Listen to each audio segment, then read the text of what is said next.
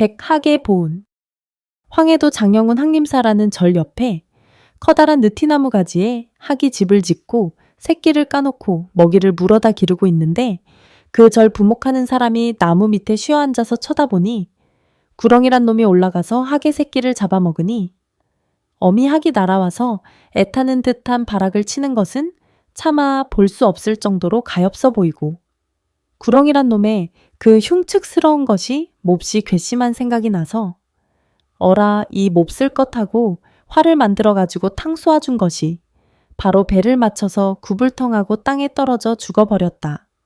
그래서 죽은 구렁이를 한쪽에 갖다가 내버렸더니 얼마 후에 거기에서 냄새 좋은 버섯이 난 것을 공양주하는 사람이 냄새 좋은 것만 생각하고 따다가 국을 끓여서 온 절 안에 있는 대중이 맛있게 잘들 먹었으나 다 괜찮으는데 오직 부목하는 김춘이란 사람만이 그만 식중독같이 배가 아파서 못 견디게 되었다.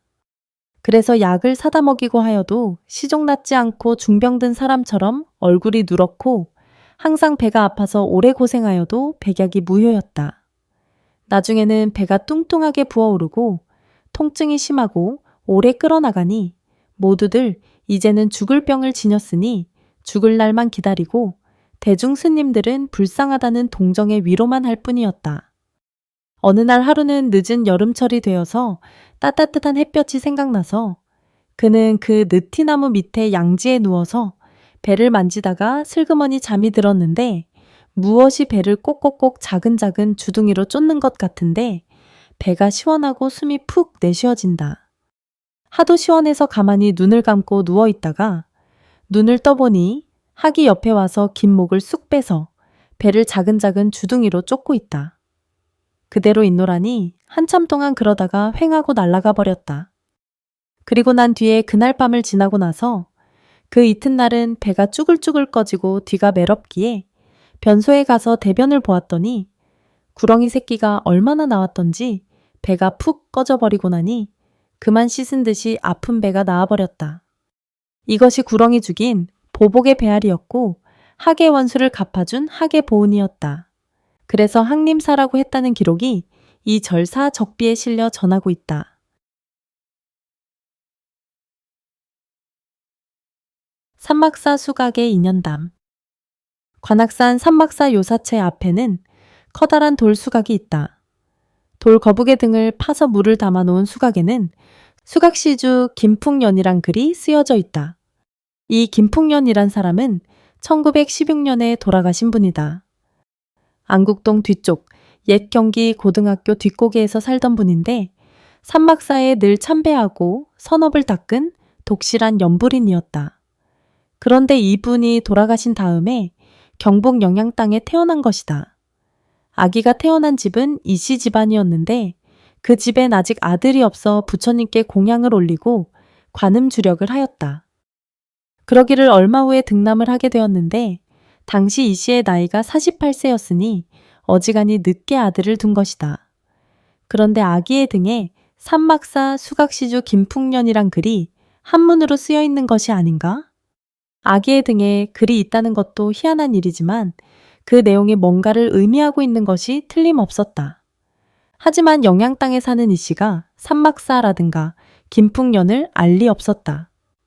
그리하여 우선 여러 스님들께 물어 삼막사가 관악산에 있는 것을 확인할 수 있었다. 이씨는 아들의 등에 적힌 수수께끼를 풀어보고자 긴 나그네 길을 떠났다. 나귀를 타고 쉬엄쉬엄 오다가 과천에서 자세한 길을 물어 삼막사를 찾아갔다. 그 당시에 삼막사 주지스님은 지계화 스님이었다. 주지스님의 안내로 수각을 찾으니 분명히 삼막사 수각시주 김풍년이란 글이 보였다. 글씨를 확인한 이씨는 주지스님에게 삼막사를 찾아온 이유를 이야기하였다. 그리고 김풍년이란 수각시주가 사는 곳을 물었다. 마침내 김풍년의 집에 이른 이씨는 지나가는 나그네로 자처하고 묵었다. 그리고 가만히 집안을 살펴보았는데 아직도 상중인데 식구들이 상복을 입고 있었다. 그는 주인을 뵙기를 청하고는 누구의 상이냐고 물었다. 가친의 상이라는 말을 듣고 다시 그 성함을 물으니 김풍년이었다. 이 씨는 자기 아들이 틀림없이 김풍년의 후신이라는 것을 확신하고 집주인에게 자초지종을 자세히 얘기하였다. 참으로 기이한 일이라 반신반의하던 김씨네는 아기의 전신을 확인하고 싶었다. 그리하여 김씨네의 가장은 이 씨와 함께 경북 영양으로 길을 떠났다. 드디어 이 씨 집에 도착하였는데 김 씨를 보자 아기가 엉금엉금 기어가서는 그 무릎에 기대는 것이었다. 김 씨가 살며시 아기의 옷을 헤치고 등을 보니 삼막사 수각시주 김풍년의 열자가 뚜렷하였다. 더 이상 의심할 수 없는 확고한 증거를 본 김 씨는 가만히 있을 수가 없었다. 벌떡 일어나서 의관을 정제한 후 아기 앞에 큰 절을 정중히 올렸다. 생전에 유달리 저를 좋아하시고 연부를 많이 하시더니 다시 사람으로 인연따라 이 씨 집에 태어난 사실로 김 씨는 서로 남남일 수가 없는 것이다. 어떻게 촌수를 붙여야 할지는 알 수 없으나 서로 동기간처럼 왕래하고 상부상조하며 살게 된 것이다. 그리고 두 집의 인연은 관세음 보살님 덕분이라 하여 더욱 연불하며 불심을 돈독히 해갔다는 것이다. 산승은 이 이야기를 입적하신 서울 상도동 극락사 몽월 스님에게 직접 들은 이야기이다. 참수영에서 살아나다. 조선 왕조의 개국 공신인 조반은 꺼질 듯한 한숨을 내쉬었다. 그럴 수밖에 없는 것이 얼마 후에는 참수영을 면할 수 없기 때문이었다. 조선 왕조의 태조인 이성계는 원래 공민왕의 신하로서 공이 큰 장군이었으나 위화도 회군으로 실권을 잡은 뒤에 결국은 새로운 왕조를 세웠다.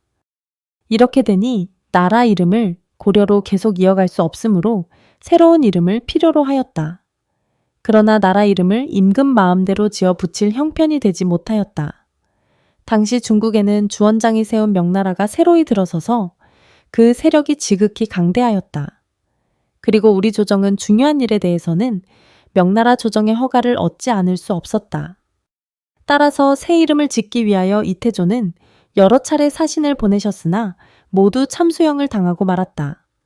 자기네 허락 없이 새로운 왕조가 들어서는 것은 인정할 수 없다는 강대국의 오만함 때문이었다. 그러나 어떠한 난관을 무릅쓰고라도 새 이름을 지어야 하는 것이 이태조의 입장이므로 이번엔 조반을 임명한 것이었다. 이미 몇 사람의 사신이 죽음을 당했으므로 서로가 중국에 가지 않으려고 대신들마다 발뺌하는 처지였다. 이번엔 예전에 수차례 중국에 내왕하여 명나라와도 친분이 많은 조반을 특별히 사신으로 지명한 것이었다. 조반은 참으로 난감한 일을 맞이했지만 어쩔 수 없었다. 임금의 녹을 먹는 입장에서 왕명을 거역할 수는 없었던 것이다.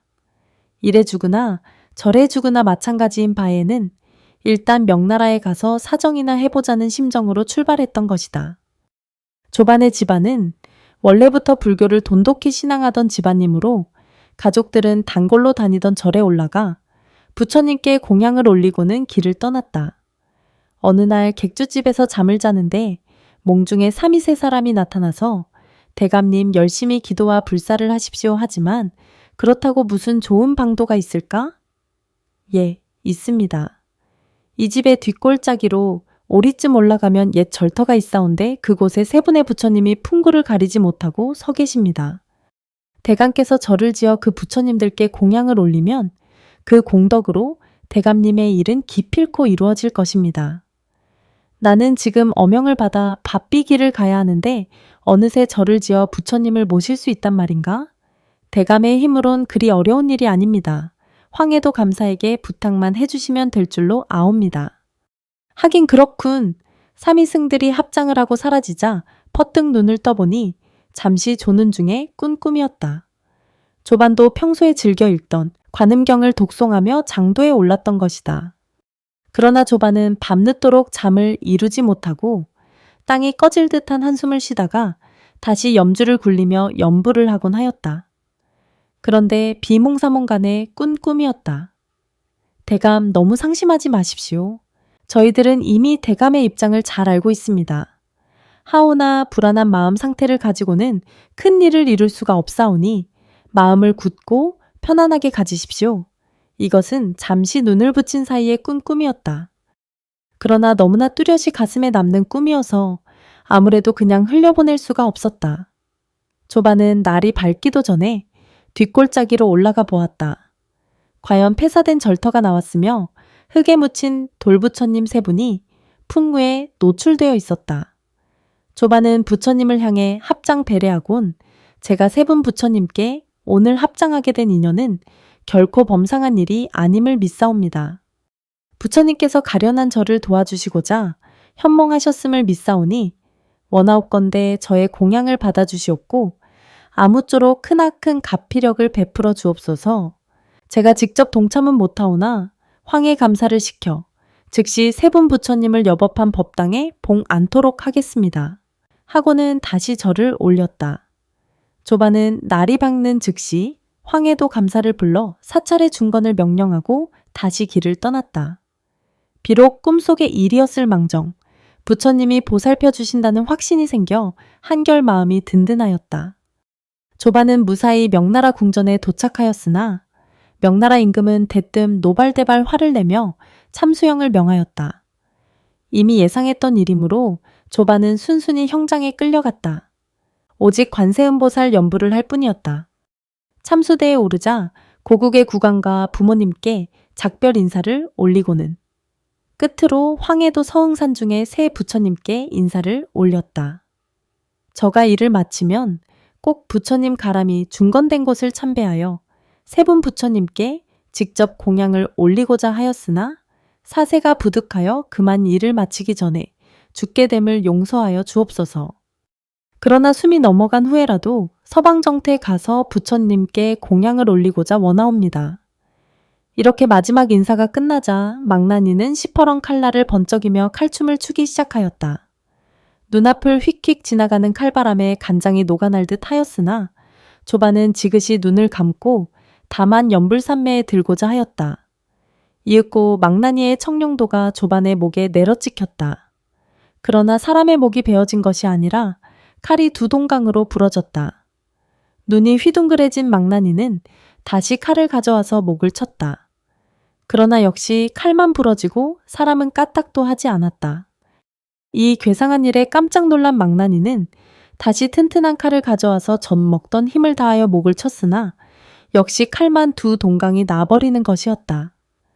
기가 질린 망나니는 비지땀을 흘리며 주저앉아 버렸고 옆에서 지켜보던 명나라 대신은 허겁지겁 궁중에 달려가 임금에게 자초지종을 고하였다. 아무리 베어도 베어지지 않고 칼만 부러져 버리니 그 사람은 필시 보통 사람이 아닌가 보옵니다. 아무래도 사형을 중지해야 하겠습니다. 신하의 말을 들은 명나라 왕은 놀란 나머지 벌린 입을 다물지 못하더니 즉시 명을 내려 조반을 정중하게 궁궐로 모시도록 하였다. 짐이 하늘의 뜻을 알아보지 못하였도다. 그대 같은 사람을 어찌 죽일 수 있겠는가? 벌을 주려 해서 미안하도다. 너에게 사과하는 뜻으로 비단과 황금을 내릴 것이고 내 나라의 국호를 조선이라 제가하노라. 앞으로는 두 나라가 서로 사이좋게 지낼 것을 희망하노라. 조반은 융숭한 대접을 받고는 무사히 귀국하게 되었다. 죽음의 길에서 살아날 수 있었던 것은 순전히 부처님의 위신력과 관세음 보살님의 가피력임을 믿어 부지런히 황해도 서흥으로 발길을 재촉하였다. 서흥 땅에 이르자 많은 백성들이 그 부처님 계신 곳을 향해 올라가는 것이었다. 무슨 일로 가는고? 예 대감님께서 명령하셨던 절의 중건이 끝나 오늘 회양식을 올리는 날입니다. 나도 그 식에 참례하리라. 산뜻하게 중건된 사찰엔 오색 단청이 찬란히 입혀져 있었고 소슬바람을 따라 풍경이 은은히 울렸다. 아, 이제 세 분 부처님께서 편안히 계시게 되었구나 생각하며 법당에 들어가 막 절을 하려던 조반은 깜짝 놀라 뒷걸음질을 쳤다. 아니 이게 어쩐 일인고? 부처님 목에 큰 칼자욱이 나 있으니 대체 어쩐 일인고? 저희들도 참 괴이한 일이라고 생각하고 있었습니다. 지난 3일에 부처님을 이곳으로 옮겨 모셨는데 갑자기 쨍그렁 소리가 나길래 쳐다보니 부처님 목에 칼자욱이 생겼습니다. 도대체 무슨 영문인지 알 수 없어 수근거리고 있었는데 또 쨍그랑 소리가 나더니 옆에 부처님 목에 칼자욱이 났습니다. 그리곤 한참 있다가 또 소리가 나더니 세 번째 부처님의 목에 또 칼자국이 생겨졌습니다. 참으로 신령스러운 일이로다. 그날은 바로 내가 참수형을 받던 때인데 부처님의 가피력으로 살아나게 된 증거를 뚜렷이 본 조반은 그 자리에서 수없이 감사의 절을 올리고는 이태조에게도 그 사실을 아뢰었다. 이태조 역시 깊이 감동하여 조반에게 큰 상을 내리시고 그 절 이름을 송명사라고 지어주시었다. 목숨을 이었다는 뜻의 송명사는 그때 이름 붙여진 것이니 바로 황해도 서운군 오은리 오은산에 있는 절이다. 이 이야기는 불교설화 영업록에서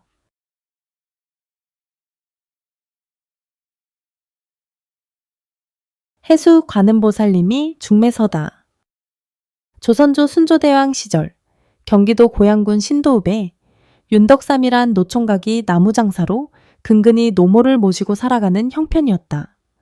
나이 30에 장가갈 엄두도 못 내고 농사지을 땅도 없고 꼭두 새벽부터 나무품을 팔아봐야 겨우 목구멍에 풀칠이나 할 형편이니 까딱하다가는 총각으로 늙어 죽을 판이다. 그러나 3대 독자로서 대를 끊는 불효를 저지를 수는 없었다. 그래서 남보다 더 일찍 일어나 곱절의 노력을 해보았으나 형편은 별로 더 나아지지 않았다. 하루는 지게에 나무를 한 짐 지고 새검정 쪽으로 가는데 목탁 치는 소리가 들려왔다.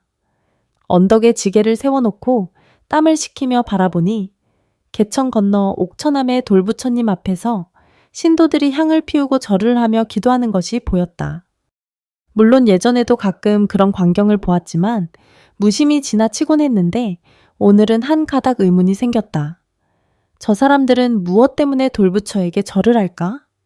저렇게 하면 소원이라도 들어준단 말인가? 새벽부터 발이 붓도록 다녀도 잘 안 되는 것이 세상 일인데 바위돌이 무슨 재주로 사람을 도와준단 말인가? 저러는 시간에 일이나 더 하는 것이 낫지 않는가?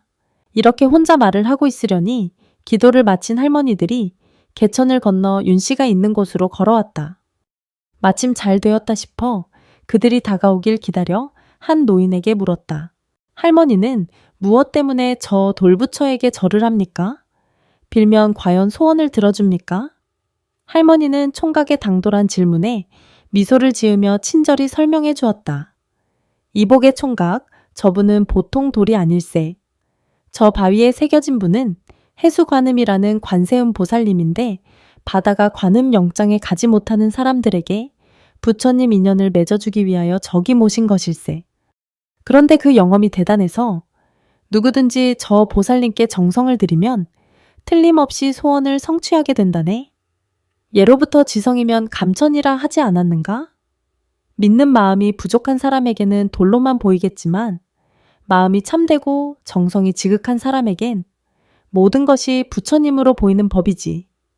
그러므로 소원을 이루고 못 이루는 것이 사실은 사람의 믿음 여하에 달려있는 것일세.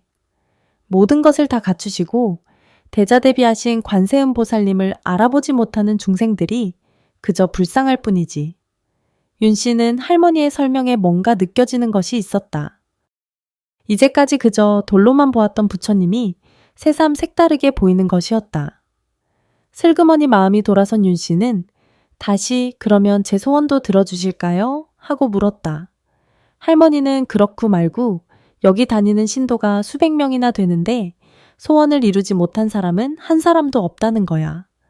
그저 정성으로 공양을 올리기만 하면 틀림없이 바라는 것을 성취할 수 있다고들 이구동성으로 이야기하고 있지. 우리가 세상에 무슨 할 일이 없어서 땀을 흘려가며 이 산골짜기까지 찾아와 절을 하겠는가. 갖은 고생에 시달려오던 윤 씨는 그만 귀가 번쩍 트이는 것 같았다. 그렇게 영험한 분이 옆에 계신 것도 모르고 이제까지 절 한 번 안 했으니 내가 참으로 어리석었구나 라는 생각에 즉시로 달려가 수없이 절을 하였다. 예전에 못한 절을 한꺼번에 하듯 다리가 뻐근할 때까지 절을 올렸다. 대자대비하신 관세음 보살님이시여 아무쪼록 어리석었던 소인을 용서해 주십시오. 이제부터 매일 절을 올릴 테니 어서 제가 장가들어 자식도 낳고 부자가 되게 해주십시오 하며 서툴게 합장하며 기원하였다. 한참 절을 하다 보니 배가 고팠다. 도시락을 먹을 생각을 하고 보니 관세음 보살님께도 점심을 올리고 싶었다.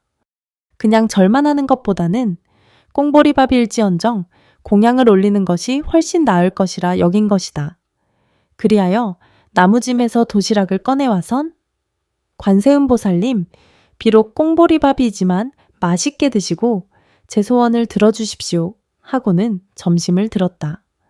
그날부터 윤총각은 그곳을 지날 때마다 지게를 벗어놓고 절을 하였다. 이렇게 100여일 하다 보니 처음엔 딱딱하고 무표정하게 보이던 관세음 보살님의 눈이 꼭 어머니의 눈매처럼 부드럽게 보이고 옆에 있으면 마치 어머님의 품같이 포근해지는 것이었다. 그래서 스스럼 없이 쳐다보고 농담도 하며 어리광도 부렸다. 나무하느라 무더니도 고생했던 겨울이 지나고 어느덧 새싹이 돋아나는 따뜻한 봄이 성큼 다가왔다. 하루는 관세음 보살님께 들렸는데 비가 쏟아지기 시작하여 밖으로 나갈 수가 없었다. 문도 없는 관음각에 홀로 앉아있던 윤총각은 심심하여 기도하고 고누놀이를 하고 싶었다. 그래서 말밭을 관세음 보살님 앞에 그려놓고 관세음 보살님, 저와 내기 고누를 둡시다. 만일 제가 이기면 그 대가로 장가를 보내주셔야 합니다. 사실 저는 이길 자신이 있습니다라며 큰 소리로 말을 걸고는 고누를 두기 시작하였다. 밖에 나가 조약돌을 2개 주워와서 하나는 제 것이라 하고 또 하나는 관세음 보살님의 것이라 하며 고누를 두기 시작하였다. 그럼 제가 먼저 두겠습니다 하고는 첫 판에 이겨버렸다. 그리곤 관세음 보살님을 쳐다보며 분명히 보셨지요? 틀림없이 제가 이겼습니다. 그러니 제 소원을 반드시 들어주셔야 합니다 하였다. 그런데 그날 밤 꿈에 할머니가 한 분 나타나더니 나는 관세음 보살님을 모시고 있는 보살이다. 네가 하도 천진스럽고 정성이 갸륵하여 소원을 이루어 주겠다 하는 것이었다. 윤총각은 하도 좋아서 고맙습니다 보살님하고 인사를 하니 내일 첫 달기 올 때쯤에 길을 떠나 날이 밝기 전에 자아문 밖에서 기다리고 있거라. 그리고 문이 열리고 첫 번째로 나오는 여자에게 남녀가 유별한데 말을 거는 것이 미안합니다. 어디로 가시는 뉘신지 모르겠으나 제가 안내해 드리겠습니다 하거라. 그리하면 내 소원이 이룰 수 있을 것이다. 소원이 이루어진다는 말에 입이 한박처럼 벌어진 윤총각은 기쁨을 이기지 못하여 연신 감사합니다. 감사합니다 보살님하고 크게 웃으며 깨어보니 꿈이었다. 그러나 너무나 생생하고 가슴이 두근거려 잠이 오지 않았다. 그러다 첫 닭이 우는 소리를 듣고는 즉시 자아문으로 달려갔다. 아침도 걸렀지만 배고픈 줄도 모르고 지게를 덜렁이며 종종 걸음으로 자아문에 도달하니 아직 문이 열리지 아니하였다. 문이 열리기 전에 당도한 것을 다행으로 생각하고 먼동이 트길 기다렸다. 그런데 문이 열릴 시각이 되어 삐걱하고 대문이 열리자마자 보자기를 품에 안은 젊은 여인이 바쁜 걸음으로 튀어나와 새검정 쪽으로 발길을 재촉하는 것이었다. 옳다구나. 관세음 보살님이 거짓말을 하지 않으셨구나 하며 회심의 미소를 지은 윤총각은 지게를 내던지고 여인을 쫓아갔다. 그러나 막상 소매를 붙잡고 얼굴이 마주치자 가슴이 두근거리며 과연 내 말을 들어줄 것인지 겁이 났다. 만일 소매를 뿌리쳐버리면 더 이상 할 말이 없는 것이었다. 그러나 관세음 보살님의 자비로운 얼굴이 순간적으로 떠오르고 마음의 평온을 되찾았다. 남녀가 유별한데 이렇게 말을 걸어 죄송합니다. 어디로 가시는 뉘신지 모르겠으나 제가 길을 안내해 드리겠습니다 하니 뜻밖에도 여인은 저는 신도에 사는 윤총각을 찾아갑니다 하고 고분고분 대답하는 것이었다. 이 꿈에도 생각지 못한 말을 들은 윤총각은 제가 신도에 사는 윤총각인데요 하고 우물거리며 말하였다. 여인이 어머나 그러세요? 그런데 어떻게 알고 이렇게 나오셨습니까? 라는 반문에 윤총각은 지난밤에 꿈 이야기를 하였다. 자초지종을 들은 여인은 얼굴을 붉히며 저에게도 지난밤 꿈에 인자한 얼굴의 할머니가 나타나셔서 네가 자아문을 첫 번째로 나가면 어떤 총각을 만날 것이다. 그는 신도에 사는 윤총각이라 하는데 그는 복이 많은 사람이니 같이 살도록 하여라 하였습니다. 그래서 의아해하면서도 그 말을 따른 것인데 이렇게 진짜 만나게 될 줄은 미처 몰랐다는 것이었다. 우리는 서로 천생연분인가 봅니다 하며 집으로 발길을 나란히 하였다.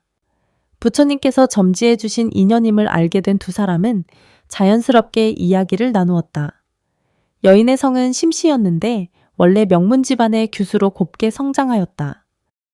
18에 어떤 양반집으로 출가하였는데 어찌된 일인지 남자가 첫날 밤부터 소박을 놓고는 방에도 안 들어오는 것이었다. 3년 동안을 참고 견디어 보았으나 아무런 변화가 없었다. 그래서 친정에 다니러 온 김에 그냥 눌러 앉아 7년을 기다렸으나 남편으로부터의 소식은 전혀 없었다. 본의 아니게 생가부 생활을 10년 동안이나 하다 보니 도대체 세상에 낙이 없었다. 이대로 처녀 귀신이 될 수도 없는 일이었지만 또한 집안 체면상 버젓이 개가할 수도 없었다. 그래서 어디 남 모르는 곳으로 가서 거처를 잡아볼 생각을 하고 어머니와 의논을 하니 평소부터 측은하게 여기던 어머니는 값나가는 폐물을 한 보따리 장만해주며 2년 따라 나가서 잘만 살아달라고 당부하였던 것이다. 그래서 내일이면 어디론가 나가보겠다고 미리 작별 인사까지 해둔 터였는데 그날 밤 꿈에 늙은 할머님이 나타나 어디로 가라고 방향을 정해 주었다는 것이다. 어느덧 해수가님이 계신 장소까지 오게 된 윤총각은 관세음 보살님 이야기를 하며 길을 인도하였다. 찬란한 아침 해가 불끈 솟아오르는 속에 윤총각이 자 우리의 인연을 맺어주신 관세음 보살님께 감사를 드립시다 하였을 때였다. 여인이 어머나 이분의 얼굴은 어젯밤 꿈에 나타나신 분의 얼굴과 똑같습니다 라며 여인은 새삼 고개를 조아리는 것이었다. 윤총각은 관세음 보살님을 믿는 신앙심이 헛되지 않고 현실로 나타난 것에 한없는 행복감과 고마움을 느꼈다.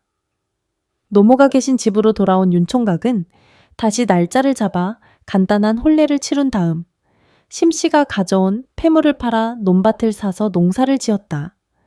관세음 보살님의 덕분으로 해마다 풍작을 하여 주변의 땅을 자꾸 사 모으니 얼마 안 가서 신도 일대의 갑부가 되었다. 지금도 그의 오대손이 살고 있으며 역시 옥천암의 신도로서 불심이 돈독하다 한다. 또 조선조 말기에 최영련이란 유명한 문장가가 있었는데 일제 강점기까지 생존했던 분이다. 그의 부친이 늦도록 자식이 없어 역시 자하문 밖에 옥천암의 해수관 은보살님께 기도를 하였다. 371 기도를 하면서 관세음 보살님이시여 아들 하나를 점지해 주시되 제주가 비상한 문장가를 점지해 주옵소서라는 기원을 올렸다. 그러자 371이 끝나는 날 새벽에 잠깐 잠이 들었는데 꿈에 어떤 점잖은 중년 부인이 나타나서 옥동자와 석동자를 들고 서서 말하기를 이 옥동자와 석동자 중에서 어느 것을 가져가겠느냐고 물었다. 이왕이면 옥동자를 주십시오 하였더니 이 옥동자는 내 복에 지나치니 석동자를 가져가거라. 이 석동자만 하여도 네가 바라는 대로 천하의 이름을 떨칠 문장가는 될 것이다 하는 것이었다. 마음에 좀 섭섭하기는 하였으나 그러시다면 석동자를 주십시오 하니 옛다 받아라 하며 던져주는 것이었다. 그래서 땅에 떨어질세라 덥석 받고 보니 꿈이었다. 아무리 꿈이기로써니 옥동자를 받지 못한 것이 아쉬웠지만 어쨌든 분명 아들을 점지해 주신 것이 틀림없으니 다행이라 생각하며 집으로 돌아왔다. 과연 그달부터 태기가 있더니 10달이 되자 순산하였는데 얼굴이 꿈에서 받은 석동자와 똑같았다. 과연 이 아이는 석동자가 틀림없구나. 그러니 장차 수명장수하고 뛰어난 문장가가 될 것이다 라고 믿었는데 과연 이 아이는 어려서부터 총명하여 신동이란 말을 듣더니 뛰어난 문장가가 되었던 것이다.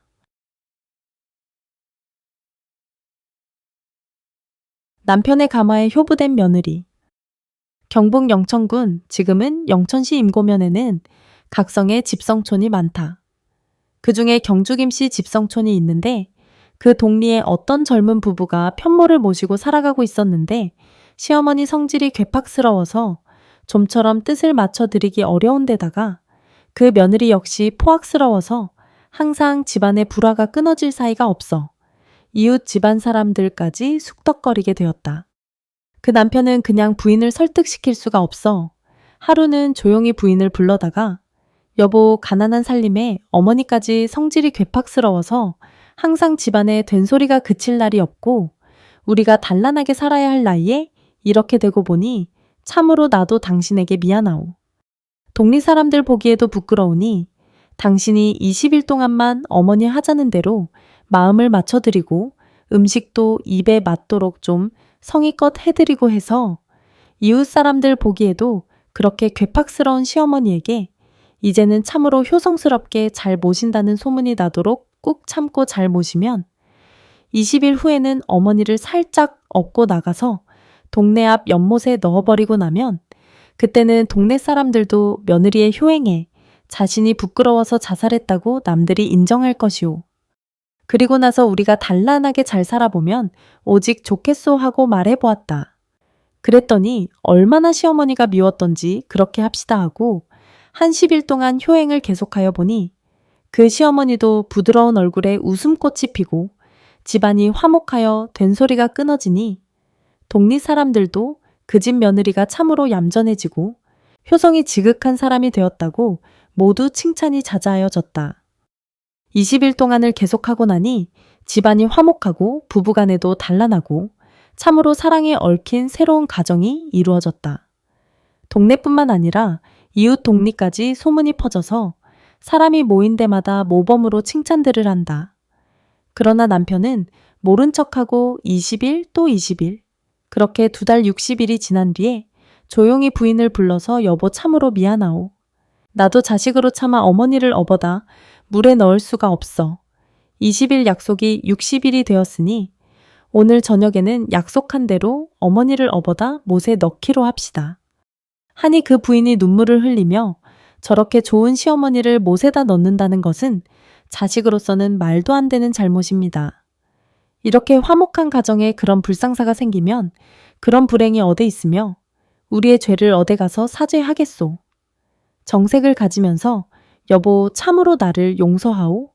내가 좋으면 나쁜 사람이 없다는 말과 같이 좋고 나쁜 것이 모두 나에게 있는 것이오.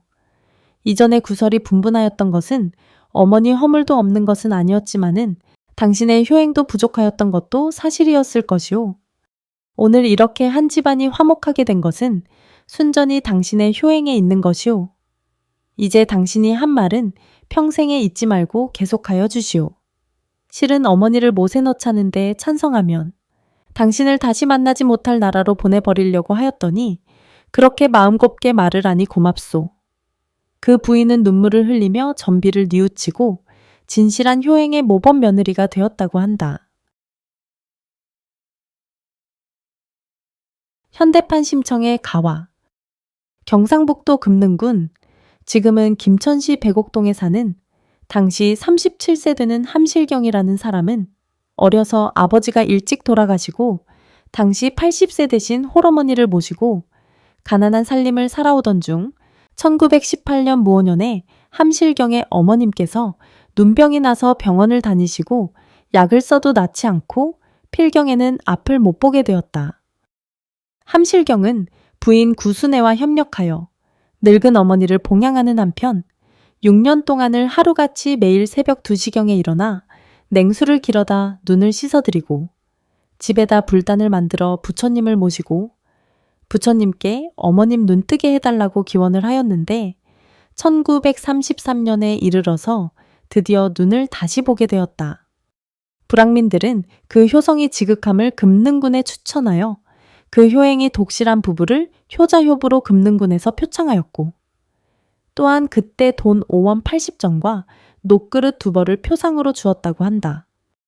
이 함실경과 구순의 효자효부는 내 어머니 내가 모시고 내 어머니 내가 눈뜨게 해달라고 기도한 것이 상 받을 것은 아니다고 극구 반대하면서 그 돈은 어느 기관에 기부하였다고 한다. 이 글은 1938년 무인년 8월 23일 조선일보에 보도된 내용이다. 청영사 김총각은 구렁이의 후신. 합천 해인사 이고경 스님께서 서울중앙학림에서 교수로 계실 때였으니 1919년 김인현 독립만세 부르던 시절쯤의 일이다. 어느 해 여름방학에 안성 청룡사 내관에 계신 용허 스님을 뵈려고 청룡사에 갔다가 용허 스님과 대청에 앉아서 이야기를 하고 있는데 그 절 부목으로 있는 20세가량 되는 소위 김총각이란 사람이 뜰 앞으로 지나가는 것을 보고 용허 스님께서 그 김총각을 가리키면서 저놈이 이상한 놈이 올시다. 저놈 어머니가 저놈을 낳고 뱀 낳았다고 소문이 굉장하였답니다. 수족과 면상을 제외하고는 온몸이 뱀비늘로 되었습니다.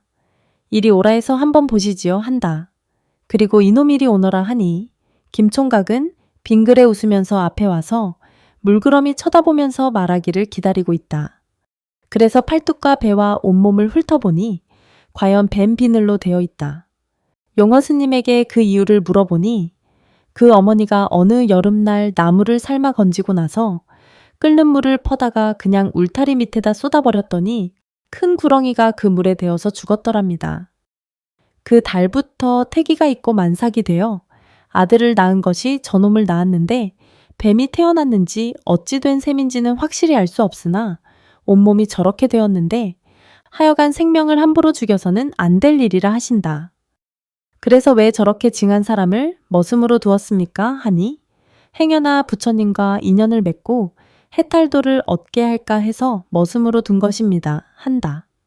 그래서 이고경 스님께서 용허 스님에게 그 어머니를 함께 절에 데려다 천일 동안만이라도 참회 기도를 하고 구렁이 천도제를 잘 한번 모셔보라고 하였다고 하는 이야기를 산승이 젊은 시절에 임환경 스님에게 직접 들은 적이 있다. 선화자 스님의 기도 견성. 선화자 스님은 경남 울산 사람으로 2조 선조 때 사람인데 조실부모하고 16세에 출가해서 24세 때에 평안도 묘양산 문수함에서 수행하다가 지리산 벽송사에서 지엄선사에게 참학하셨는데 청어대사에 사숙되신 분이시다. 선화자 스님은 평안도 묘양산 중비로함에서 십리쯤 되는 곳에서 산책을 하는데 저 설령대에서 하얀 노인이 산보하는 것을 보고 아마도 인간 세상 사람은 아닌 듯하여 가서 보니 아무것도 없다. 괴이한 생각이 나는데 아마도 성현이 소유하신 것이라고 생각되어 에라나도 100일 기도를 올려 관세음 보살님을 칭견하여 대오를 성취하리라 결심하고 안주로 나가서 탁발을 하기 시작하여 기도미를 장만하여 짊어지고 한 걸음 걷고 절 삼배하고 또 한 걸음 걷고 절 삼배하고 이렇게 하여 일보삼배를 하는데 중간 도중에서 아라한이 화연하여 져다 주기도 한다. 그러면 선화자 스님은 도로 지고 내려가서 다시 일보삼배하여 중비로함까지 올라가서 기도를 올리는 중인데 마지막 100일 만에 마지막 마지 불길을 들고 법당으로 올라가는 도중에 웬 사냥하는 엽사가 활을 메고 오더니 선화자 스님이 마지 불길을 들고 가는 것을 붙잡고 밥을 달라고 조른다. 선화자 스님은 이것이 100일 기도 마지막 회양 맞이이니 잠깐만 참으시면 얼른 맞이를 잡수고 나서 잡수게 할 터이니 조금만 기다려 달라고 하여도 배가 고파서 죽겠는데 밥을 안 보았으면 할 수 없이 죽는 것이지만은 밥을 보고야 죽을 수가 있느냐고 억지를 쓰고 달려든다. 선화자 스님도 역시 100일을 정성껏 기도드리는데 이게 무슨 짓이냐고 기어이 거절하였다. 엽사는 성을 내면서 정 안 주면 화를 쏘아 죽여버리겠다고 까지 졸르며 위협한다. 나도 마음에 굳은 결심과 신심을 가지고 기도한 회양인데 못 주겠다고 거절하니 그러면 맞아보아라 하면서 엽사는 선화자 스님을 쳐다보고 화를 쏘았다. 화살이 가슴에 탁 꽂히자 선화자 스님은 확철대오 하였는데 엽사는 인홀불견이었다. 이 엽사가 관세음 보살님의 화연이었다. 선화자 스님은 이렇게 철석 같은 신심으로 지성일심의 기도정진에서 심광발로인 대오를 얻은 것이다. 보현사 사적기에서. 박도령의 지성의 박어사도 감심. 어사 박문수는 2조 21대 영조 때 사람으로 삼남 지방의 민정을 살피려고 암행의 길을 떠나 전라도 지방을 순찰하다가 장성고을 어느 농촌에 이르러 날은 저물고 배가 고파서 몹시 견디기 어려운 곤경에 부닥쳤다. 이 집 저 집 문 밖을 기웃거리다가 어느 조그마한 집 문 앞에서 하룻밤 자고 가기를 청하였다. 쌀이 문 앞에 나섰던 10대 살 먹어 보이는 소년아이가 기운 없는 표정을 하면서 아이고 손님 참 죄송합니다. 저는 어머님 한 분을 모시고 사는데 살기가 빈곤해서 실로 끼니 분별을 못하고 있습니다. 야, 내가 잘 먹으려는 것이 아니고 지금 허기가 나서 견딜 수가 없구나. 물이라도 한 그릇 먹었으면 살성 싶다고 괴로운 애걸을 하였다. 손님 잠깐 기다리시라고 하고 안으로 들어가 그 어머니와 무어라고 속삭이더니 나와서 손님 이리로 들어오시라고 합니다 하고 사랑으로 안내하여 앉히고 안으로 들어가더니 마루에서 조그마한 종이 봉지를 내려들고 안방으로 들어가 어머니에게 이것으로 밥을 지으라 하니 야야 그것을 없애버리면 너의 아버지 제사 때 맷밥은 뭘로 지어 놓으려느냐. 그때는 어떻게 해서라도 쓰게 하리다. 우선 허기에 쓰러져가는 나그네를 보고 그냥 둘 수 있어야 하고 그 어머니와 상의해서 그만 밥을 지어온다. 박어사는 그것을 엿보고는 끼니 분별을 못한다던 이 소년의 집에서 어머니하고 의논하던 종이주머니에는 반드시 무슨 이야기거리가 있으려니 하고 밥을 먹은 뒤에 얘 너의 어머니께 드린 종이주머니에 든 것이 무엇이냐 하고 물으니 소년은 아니올시다. 그것은 손님께서 아실 것이 아닙니다. 그럴 것이 아니라 내가 대강 들어서 알고 있으니 자세히 말해 보아라 하니 손님 참으로 부끄럽습니다마는 대강 아신다 하니 말씀을 올리겠습니다. 그것은 아버님 제사 때 쓰려고 아껴둔 재미인데 하도 손님께서 시장하다 하시기에 어머님과 상의해서 밥을 짓도록 한 것입니다. 어사는 어린 것이 하는 짓이 하도 착하고 모자 사는 정상이 불쌍하게 여겨져서 내 성이 무엇이냐고 물으니 내 고령박가 올시다 한다. 이렇게 이야기하고 있을 때 밖에서 도령어서 나와 안 나와 큰일나 에이 하면서 얼러댄다. 소녀는 기운 없이 고개를 수그리고 있는 것이 딱해 보여서 얘 무슨 일로 그러니 하고 물으니 어머님께서 저를 장가를 보내려고 운마을에 사는 김자수댁 교수에게 청혼을 하였더니 그것이 욕이 된다 하여 날마다 저를 데려다가 매를 때리고 욕을 보입니다. 나도 아버님만 살아계셨으면 하면서 눈물을 흘린다. 그 말을 들은 어사는 문을 확 열어젖히고 여봐라 나는 이 도령의 아저씨다. 오늘 저녁에는 내가 갈 터이니 같이 가자 하고 나서서 좌수집으로 들어섰다. 마루에 앉아있는 김자수 곁에 바싹 앉아서 담뱃대로 턱을 곤대질하면서 그래 내 조카 아이로 말하면 양반의 자손으로 문벌은 그대보다 훨씬 나으며 좀 가난한 것이 흠이지 무엇이 그대만 못하단 말인가. 싫으면 그냥 그만두지 그까짓 권력을 가지고 날마다 그렇게 욕을 주는가 하고 말하니 김자수는 그만 화가 나서 하인 보고 이놈아 박도령 데리고 오라고 했는데 어떤 미친놈을 데리고 와서 망신시킨다고 하인을 잡아볼 길을 치려고 한다. 그냥 두었다가는 죄 없는 하인 죽겠다 싶어서 박어사는 옆구리에서 마패를 내서 김자수의 옆구리를 쿡쿡 찔렀다. 김자수는 마패를 보더니 얼굴이 시커매지면서 그만 버선발로 마당에 뛰어내려가 엎드려서 죽을 죄를 진 듯이 백배사죄한다. 집안 식구들은 눈이 둥그레져서 이것 범잡는 실행이가 있다더니 이것 웬일인가 하고 모두 정신을 잃고 있는데 어사는 그러면 나도 청할 것이 있다. 그대의 딸과 내 조카와 혼인을 시키겠느냐 얘 영광으로 생각하겠습니다. 그러면 내일 모레가 날이 좋으니 그날로 정하고 신랑은 내가 데리고 올 터이니 잔치는 자네 집에서 배설하라 하니 얘 분부대로 하겠습니다 한다.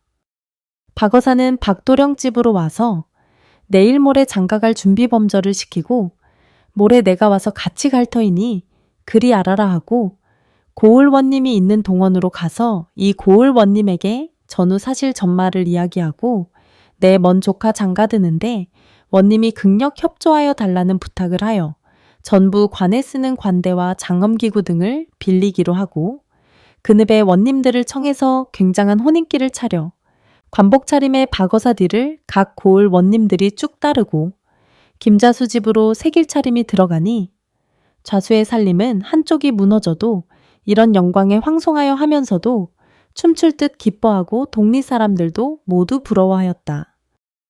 대례가 끝나고 잔치가 시작되어 한참 먹고 나서 박어사가 김자수더러 사돈 마음이 어떠하오?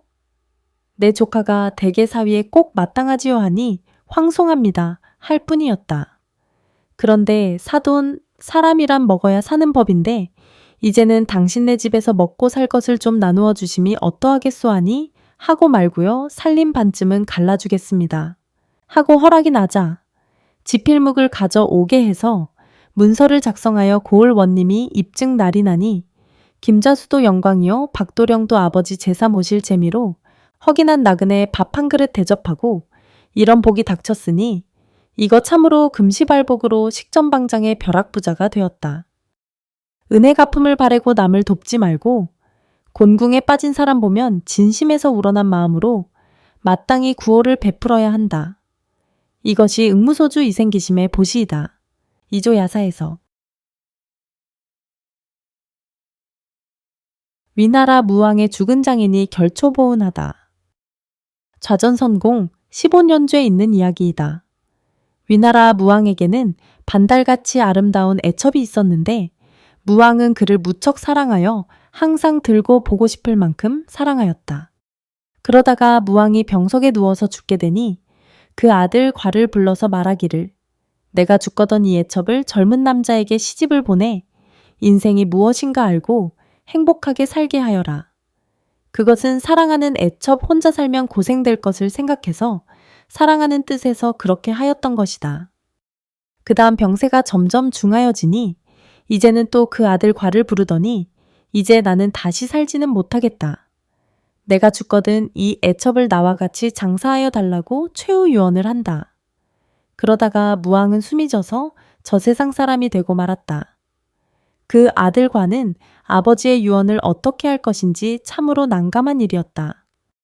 아버지의 유언을 어기자니 불효자가 될 것이고 눈이 말뚱말뚱한 작은 어머니를 죽인다는 것은 말 못할 일이고 해서 아버지 선왕 말씀을 어기지 않고 받들어 보자면 돌아가실 때에 같이 장사해달라는 말씀은 죽음길이 가까워져서 정신없을 때 하신 말씀이고 다른 데로 시집을 보내 행복하게 살게 해달라고 한 것은 정신 좋으실 때 생각하셔서 하신 말씀이니 정신 좋을 때 하신 말씀대로 개가를 시키는 것이 옳다고 생각하고 그냥 장사를 지내고 얼마 후에 마땅한 혼처를 가려서 개가를 하도록 하고 말았다. 그러나 중신들 사이에 세왕은 불효자다.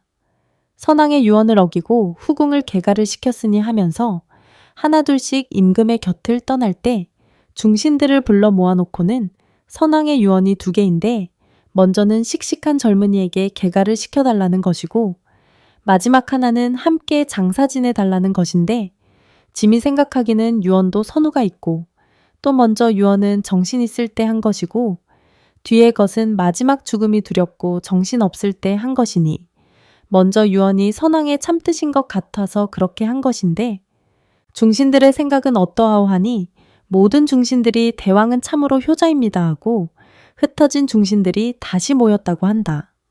그 뒤 몇 해를 지났는데 진나라 두이가 전란을 일으켜 쳐들어온다. 그래서 양편의 군사가 싸우다가 무왕의 아들인 과의 편전세가 불리하여져서 후퇴를 하게 되니 진나라 두이 군대는 물밀듯이 쳐들어온다. 과가 군사를 거느리고 한참 쫓겨가다가 뒤가 조용하여 뒤돌아 쳐다보니 건너편 산봉우리에 추격해오는 적군 앞에 웬 하얀 옷을 입은 노인이 여기저기 쫓아다니면서 풀끝을 훔쳐잡아 묶어놓는다. 노인이기는 하나 풀 잡아 매는 데는 번개같이 빠르고 비호같이 날쌔다.